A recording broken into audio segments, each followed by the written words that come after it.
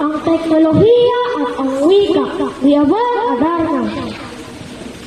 Pinagkainan nga ng mga patinig, mga pangungusap, kulang sa patinig, at kung babasahin sa tunay na tinig, ay mababanaag ang kulang na titig. Sa sulating purbal at mga sanaysay, anong pakinabang kung purtol at sablay? Kulang na nga ang letra'y mali pa ang baybay, ang akala yata'y lubhang mahinusay. Sa paglalahad ng totoong damdamin, hindi pa lang kulang sa ibig sabihin, sa pagsusulit ba at mga eksamin, makapasa kaya kung letra'y kulangin. Mundong makabago at teknolohiya, anong maidolot sa ating pag-asa?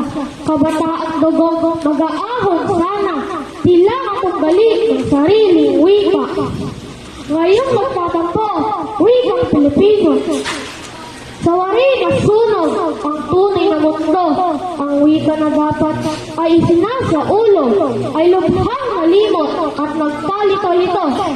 Ang teknolohiya at ang wika ni Abuel Adarna.